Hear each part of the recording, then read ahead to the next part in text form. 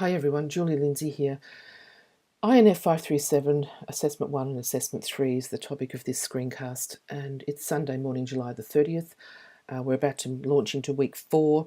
I really want to go through the requirements of this case study so that we're all clear. Just an apology from the start if you're hearing any dog barking in the background. It's not my dog. We have a bit of a problem with a neighbour's dog at the moment, so apologies for that. Okay, so this case study research is a really exciting assessment, I think, for you, particularly if you've got any interest in going ahead to do your PhD in the future, or even if you don't. Look, it's really a chance for you to look at something unique in your learning environment. We're going to go through a collaborative peer process and also this consultative process with me. It's critical, it's reflective, a process that aligns with what we call Kaizen, and you can look that up, this change for the good, etc. Read Leedy and Ormrod, that's one of the references in Module 3, and have a think about what research is not. I'm not going to read those out, but it's important for you to reflect on that. I am going to read this one out because research is, according to Leedy and Ormrod, a systematic process of collecting, analysing and interpreting information, data, in order to increase our understanding of a phenomenon about which we are interested or concerned. You might like to pause here and reflect on that. So the research that we are embarking on needs to start with a question or problem. We need to articulate a goal. We need to have a specific plan, very important because we have such a tight timeline.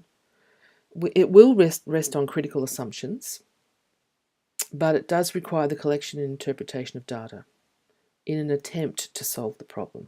Okay. Now, I know that Module 3 doesn't officially start for another week. I know some of you, probably all of you, jumped into it anyway. So I'm just giving this as a head start. Module 3.3 is particularly relevant to this whole idea of what a case study is. I suggest you start with the Baxter and Jack reading. It's quite an easy read. They also share ideas of stake and yin. And then, of course, explore the case study research examples given in 3.3 as well to get a better idea of what this is all about. So a case study really is real people in real situations, and we're looking at the cause and effect, the how and the why. How does this happen and why does it happen? And we're going to describe a phenomenon in context using a variety of data sources. And this is important because you can focus on an individual, you can focus on a group, you can focus on an event or a program. So I think in your context, your learning environment context, what might be applicable to you and what you're interested in, of course. So, of course, talking about what you're interested in, this is a task that you might like to start with. Some of you may have already done this. I'm taking some material from a book called Salsa Dancing into the Social Sciences, Research in the Age of Infoglut. I'm not suggesting you purchase this, but just to let you know, this is something I'm reading at the moment. So you might want to spend 15 minutes writing down the problems, what interests you, what questions you have about this as a starting point. And then you need to start to define your research question. Now, it's suggested that in the Luca book, actually, that your research question has these 4 features. It proposes a set of relationships, shows an understanding of these relationships and helps to explain something important about this area of interest, permits a range of possible answers, and advances the state of play in one or more conversations around the topic. So you might like to pause here now again and think about this whole idea of a research question and what the purpose is and how to craft one. But I'm going to move into some examples now. So for example, you want to research 14-year-old students in computational thinking, which might be something that you're thinking about. But what is it about this topic? What is the relationship with what you want to know? What you need to do is to frame your research interest and move it to a research question. Okay, so starting with that initial concept, group, 14-year-old students, concept, computational thinking, we need to move into a frame. Let me give you this example. This is a past student from last year. So her group was primary school boys reading club, a primary school boys reading club. The context was an international school.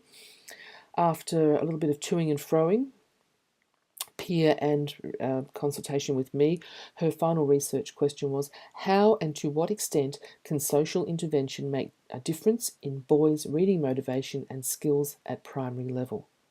So I think that actually was quite a good succinct area. The relationship there, she's looking at the social intervention and the motivation and skills. Okay, so there's some parts there that she can dig deeper into.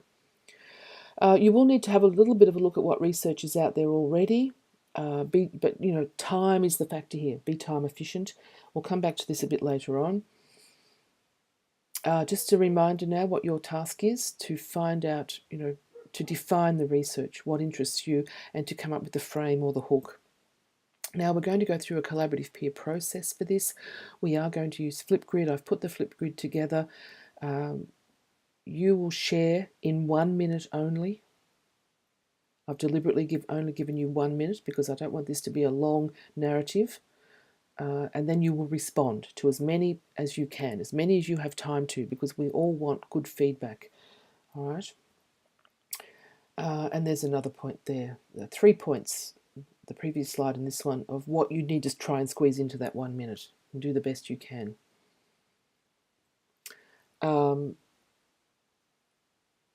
So once you've gone through that peer process, you will then submit to me, and we'll start that consultative process. And then move forward after that in terms of this next task. What research methodology will you use? This is also in Module 3. So think about reading about these types of methodology and what might suit your research problem. We'll talk more about that later. And then, of course, what data you need to collect. Now, I'm bringing all this up now really early, but really it's not that early, because you've got to be thinking about these things. Because if you want to put together an interview, if you want an interview process within your school, if you want to do surveys, you may need to ask for permission. Don't come back to me and ask for an ethics form. This is not the type of assignment that needs an ethics form. You just need to work this out within your school, etc., and talk to your administration. So particularly if you want to interview or survey students, there are certain protocols.